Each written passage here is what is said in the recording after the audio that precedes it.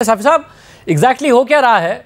एक महीना रह गया इलेक्शन में, नून लीग ना जलसे जुलूस कर रही है, ना टिकटें देने में अभी तक उसने फाइनलाइजेशन की है, ना ही उनकी तरफ से उनका मैनिफेस्टो आया है, ना ही कोई मीडिया पर वो प्रेजेंस नज़र आती है, कोई फिक्र नज़र आती है।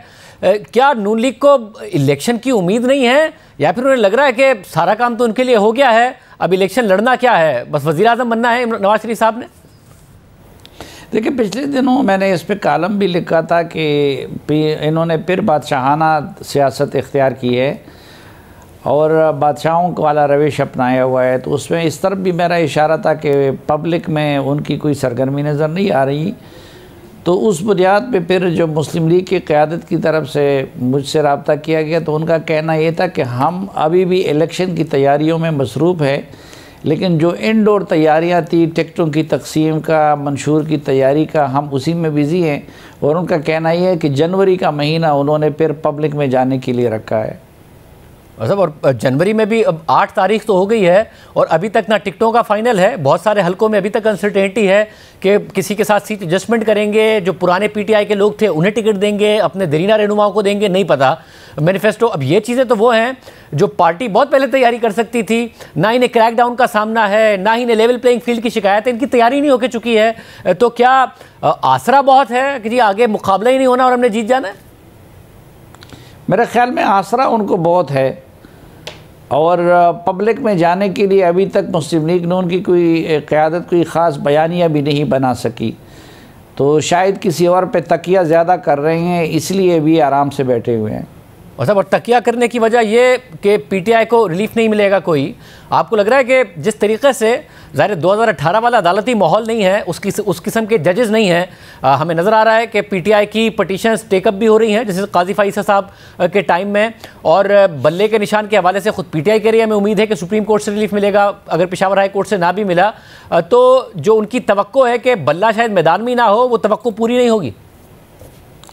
देखिए शाहज़ेब, ये मुस्लिम लीग नून का आलमिया तो बहुत बड़ा है, लेकिन बाकी जमातों की हालत भी कुछ ज़्यादा बेहतर नहीं है। अब पीपल्स पार्टी की कैंपेन भी उस सतह की नहीं है जिस सतह की होनी चाहिए। मौलाना फजल रहमान साहब तो कह रहे हैं कि मेरे लिए तो माहौल ही साजगार नहीं है कि मैं इलेक्शन कैंपेन कर सकूं, और वो इंतखाबात के इल्तिवा का भी मुतालबा कर रहे हैं। इसी तरह MQM या बाकी जमातों, कौमपरस्त जमातों ने थोड़ी बहुत कैंपेन शुरू की है, लेकिन उस लेवल की नहीं है जो इंतखाबात के इतने करीब आने के दिनों में हुआ करती है। और ये बात भी आपकी दुरुस्त है कि मुस्लिम लीग नून को अगर ये तवक्को है कि वो 2018 की PTI बन जाएगी, तो शायद बाकी जगहों से तो उसके साथ सहूलतकारी हो, लेकिन जो मौजूदा आला अदलिया है वहाँ से अगर रिलीफ मिलता है तो भी सबको मिलता है, और अगर कोई सख्ती होती है तो भी सबसे मुताल्लिक होती है। अच्छा, और इस सिनेरियो में आपने इंटरव्यू किया मौलाना फजल रहमान साहब को, तो उन्होंने जो सेनेट में करारदाद आई थी, ज़ाहिर से वैसे तो फासला इख्तियार किया कि उसके पीछे नहीं, मगर जो उसका मंदरजात हैं, जो कंटेंट है, उससे इत्तफाक किया उन्होंने कि इलेक्शन डिले होना चाहिए। अब सिक्योरिटी वो वजह बताते हैं, आप बहुत सारी बातों पे तबसरा करते रहे हैं, लिखते रहे हैं कि खैबर पख्तूनख्वा की निगरान हुकूमत चल कैसे रही है, किसका इन्फ्लुएंस है, क्या वहाँ हो रहा है, क्या गवर्नेंस का हाल है। असल में वजह वो है कि उन्हें बड़ा इख्तियार मिला हुआ है, बड़े मज़े हैं, या कोई और वजह है? मेरे ख्याल में दोनों वजह हैं। एक तो ये भी हकीकत है कि JUI की वो पोजीशन नहीं रही या वो मकबूलियत नहीं रही जो कि इमरान ख़ान की हुकूमत में थी, और मौलाना फजल रहमान साहब ये समझते हैं कि ज़्यादा मुज़ाहमत PTI और उनके सहूलतकारों की उन्होंने की है, इसलिए अगले इलेक्शन में ज़्यादा हिस्सा भी उनको मिलना चाहिए। लेकिन फिर शहबाज शरीफ साहब की मरकज़ में और सूबे में जो JUI की हुकूमत कायम हुई अमलन, उस दौरान JUI का ग्राफ बहुत नीचे गया है।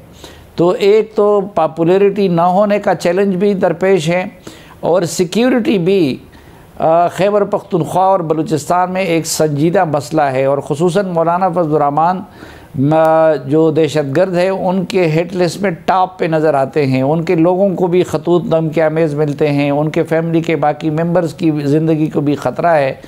तो एक हकीकत ये भी अपनी जगह पे है कि खैबर पख्तूनख्वा के हालात इस वक्त जितने ख़राब हैं उतने मीडिया में या कौमी सियासत में पोर्ट्रे नहीं किए जा रहे हैं। मसलन आज भी आप देखें कि बाजवड़ में एक कार्रवाई में जबकि मौलाना फजल रहमान साहब वहाँ पे गए हैं तो एक कार्रवाई जनूबी वज़ीरिस्तान में हुई है और वहाँ पे भी TTP ने हमला किया है, और दूसरी तरफ बाजौड़ में 5 पुलिस वालों को शहीद किया गया जिनकी उन्होंने ज़िम्मेदारी भी ली। लेकिन आप देखें तो कौमी सियासत में या मीडिया में उन चीज़ों का जिक्र नहीं हो रहा। तो ये बात भी मौलाना की दुरुस्त है कि हालात जितने ज़्यादा ख़राब हैं तो उतने वो मीडिया में पोर्ट्रे नहीं हो रहे हैं। मतलब और इमरान खान साहब ने दायरे इकोनॉमिस्ट में आर्टिकल लिखा और फिर इस्टेब्लिशमेंट को चार्जशीट किया, साबका भी, मौजूदा भी, अमेरिका भी को भी चार्जशीट किया। क्या ये फ्रस्ट्रेशन है कि इस्टेब्लिशमेंट के साथ मामला तय नहीं पाए? क्योंकि जो गौहर खान हैं वो एक अलग बयान उन्होंने 1 जनवरी को दिया था, एक ऐसा लग रहा था कि PTI एक अलग तर्ज सियासत के साथ आगे बढ़ना चाहती है। ये कोई स्ट्रैटेजी का फुकदान है या फिर कोई अच्छा रिस्पॉन्स ना आने की वजह से हो रहा है? मेरे ख्याल में फ्रस्ट्रेशन है। ये बात गलत है कि इमरान खान साहब किसी मुफाहमत पे तैयार नहीं हो रहे।